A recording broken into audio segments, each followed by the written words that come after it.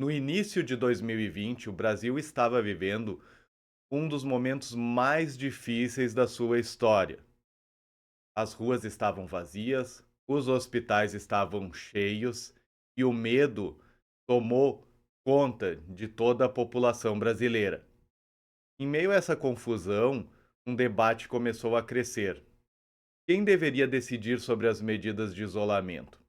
Afinal de contas, o presidente da República defendia que não adiantava se trancar em casa e morrer de fome. O empreendedor dependia de sair para a rua para conseguir o seu alimento, conseguir o seu dinheiro, conseguir o seu sustento. De outro lado, governadores e prefeitos, não todos, diga-se evidentemente, defendiam que era necessário fazer lockdown, isolamento, para salvar vidas. As vidas são mais importantes que a economia. Essa era a defesa, então, de alguns dos chefes do executivo a nível estadual e municipal. Foi, então, dentro desse cenário de incerteza que o STF teve que entrar em cena. Numa decisão histórica, o Supremo Tribunal Federal afirmou que os estados e municípios também tinham o poder de agir e decidir como proteger as suas populações. Essa decisão acalmou parte do país, mas irritou a outra parte. De um lado, muitos aplaudiram. O Supremo Tribunal Federal protegeu o direito dos estados e municípios de cuidar as pessoas, de acordo com as peculiaridades de suas regiões. De um outro lado, houve quem alegou o abuso. O STF está mandando mais do que o presidente. Discurso esse que tomou tração depois da pandemia e até hoje a gente vê muitas decisões polêmicas do STF que são debatidas pela população no sentido de que o STF estaria invadindo a competência do executivo. Você goste ou não, quando os outros dois poderes não se entendem, é ali que o judiciário entra em cena. Como nós falamos no vídeo anterior, então, eu utilizei a metáfora do futebol. O Brasil, então, como um grande jogo. O legislativo ele cria as regras desse campeonato, o executivo ele entra em campo, escala os jogadores, é o técnico. É como se o presidente fosse o técnico. E o STF, o poder judiciário, ele é o árbitro desse jogo. Não faz gol, não escolhe técnico, não contrata jogadores, mas é ele que interpreta as regras que foram escritas pelo legislativo e que estão sendo executadas pelo executivo. Às vezes ele precisa apitar contra o time mais popular, contra o jogador mais querido ou até contra o dono do estádio. É por isso que o judiciário é o poder mais cobrado e também é o poder mais criticado, porque ninguém gosta do árbitro quando ele apita contra o seu time. E vamos lá, 2020, mas não só em 2020, até hoje, o Brasil, ele é muito dividido.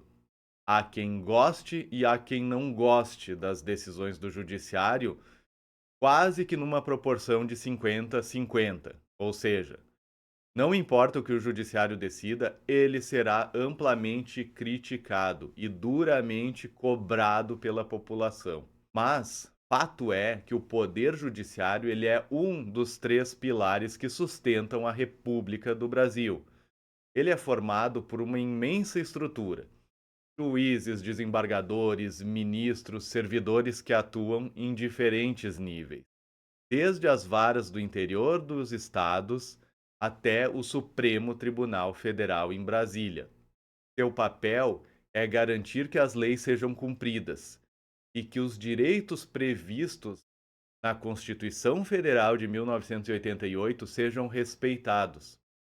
Se o legislativo cria as leis e o executivo as coloca em prática, é o judiciário quem decide o que vale quando há dúvida, conflito ou uma interpretação com relação à justiça.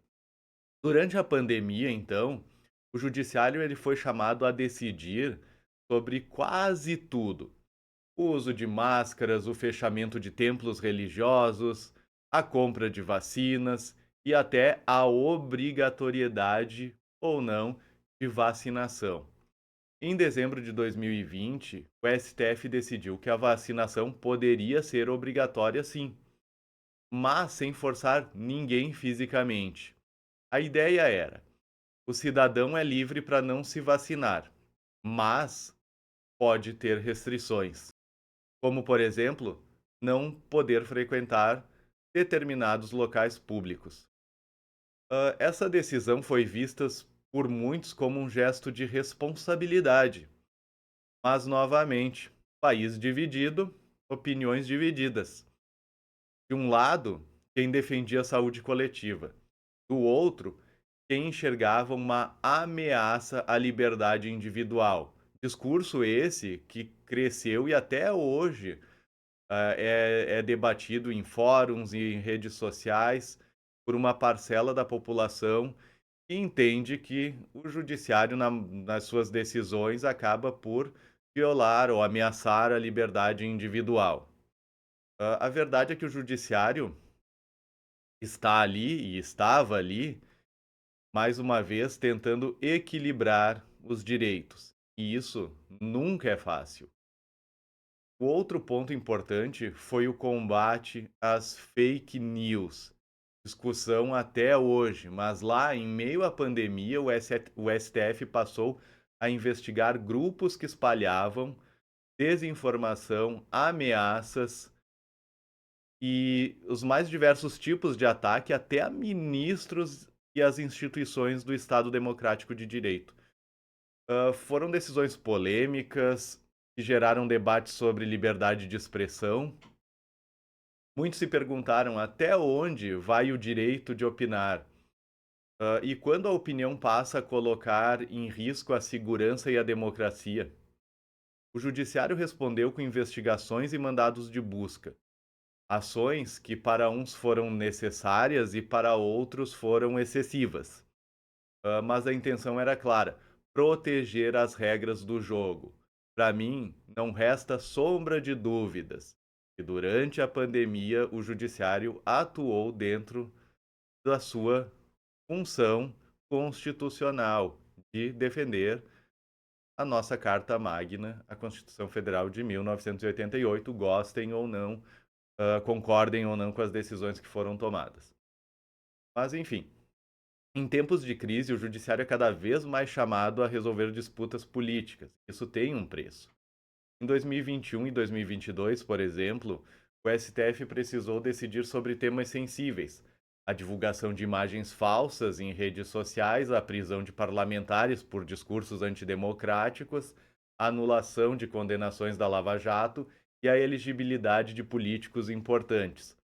Cada uma dessas decisões teve impacto direto no cenário político, e todas foram contestadas por parte da população. Isso mostra que o judiciário, mesmo sendo o guardião da Constituição Federal, ele não está imune à pressão da população, da, pelo menos da parte da população que não concorda com a forma de atuação do Poder Judiciário. O judiciário, então, ele é formado por pessoas que também têm visões de mundo, valores e interpretações. Isso é importante que nós tenhamos sempre em mente. E é por isso que o equilíbrio entre os três poderes é tão essencial, para que nenhum deles possa agir sem limite. Como eu falei para vocês nos vídeos anteriores, mesmo o judiciário não está isento de cometer erros e eventualmente ter que sofrer o controle pelos outros dois poderes. Não estou dizendo aqui que, por concordar com as decisões do Poder Judiciário, que ele não deva ter sofrer o mesmo controle que os outros dois poderes. Muito pelo contrário, os três poderes, executivo, legislativo e judiciário, têm igual peso. Mas o judiciário ele não vive apenas de grandes decisões, como a gente tem falado. Ele está presente no dia a dia de todos nós. Vamos pegar um exemplo. Quando o consumidor ele é lesado por uma empresa, é o judiciário que garante o ressarcimento. Quando um trabalhador tem seus direitos feridos pelo empregador, é o judiciário que garante o cumprimento dos direitos, que analisa o caso. Quando alguém é acusado injustamente, é o judiciário que assegura o devido processo legal. Quando alguém comete um crime, é o judiciário que processa e determina a prisão ou a absolvição desse indivíduo. E quando o Estado comete abusos, prende, persegue ou silencia, é o judiciário que estabelece a justiça. E é esse poder discreto e muitas vezes quase invisível no nosso dia a dia que sustenta a confiança de que ainda existe justiça. Ah, vamos utilizar mais uma vez a metáfora. No futebol, há partidas em que o juiz precisa interromper o jogo porque a torcida invadiu o campo, tá? Porque o gramado virou lama ou porque um jogador perdeu o controle. Momentos, ele não é o inimigo do espetáculo. Ele é o que mantém o possível desse espetáculo. O mesmo acontece com o judiciário. Quando o país está dividido, quando o barulho está grande demais, é aí que o judiciário ele vai entrar em jogo e vai dizer o seguinte: espera aí, tem regras, tem limites e tem direitos que devem, precisam e serão respeitados. O poder judiciário, a qualquer dos níveis, mas vamos pegar aqui ainda o exemplo a nível federal para ficar mais claro. O poder judiciário ele é, acima de tudo, o guardião da Constituição Federal. Ele não existe para agradar a maioria, mas para proteger os princípios constitucionais que fundamentam o Estado democrático de direito. E talvez seja esse o seu maior desafio. Ser justo num país de tantas opiniões diferentes, num país dividido, numa era moderna onde a informação circula de maneira muito rápida, muito fácil e todos têm voz para falar o que querem e bem entendem. Ao longo da pandemia, nós vimos o judiciário tomar decisões difíceis e controversas, mas necessárias, dentro dos seus limites de atuação. E observando esse cenário da pandemia, nós podemos, já com um distanciamento pequeno, mas um distanciamento que nos permite chegar a determinadas observações mais claras, e o judiciário foi fundamental para balançar a atuação dos poderes dentro do gerenciamento dessa crise. E o cenário da pandemia, ele nos mostra de maneira muito didática e muito próxima também da nossa realidade, como que os poderes se articulam na prática. Quando a gente coloca uma situação extrema diante do Estado Democrático de Direito brasileiro, como que o executivo atua, como que o legislativo exerce a sua competência e como que o judiciário faz o ajuste fino, então, dessas ações para que tudo funcione em harmonia. Só recapitulando, então, como nós vimos nos vídeos anteriores, falamos sobre os elementos básicos do direito, e num primeiro pontapé, então, desses nossos vídeos explicativos, que eu já repiso, né? Nós temos o objetivo de trazer o conhecimento com palavras simples, com palavras de fácil entendimento, porque quando o cidadão entende o seu direito de forma clara, fica muito mais fácil defender o que é justo. E começamos então observando a estrutura do nosso Estado democrático de direito de forma bem didática, bem acessível, sem perder, evidentemente, a profundidade que o tema e a seriedade que o tema demanda, posto que estamos olhando aqui para situações seríssimas, como é o caso que tem sido explorado nos últimos 2 vídeos e neste aqui também, né? que é o caso da Covid-19, da deflagração do coronavírus no território brasileiro. E observar esse cenário num curto espaço, num curto período de tempo, nos possibilitou, então, ver de maneira bem didática como que os poderes funcionam. Eu apresentei para vocês, então, como que lá no final de 2019, 2020, essa crise sanitária que pegou todos de surpresa, né? E ela testa o Estado Democrático de Direito quando o governo brasileiro vê que a Covid está chegando aqui e que há vidas em risco.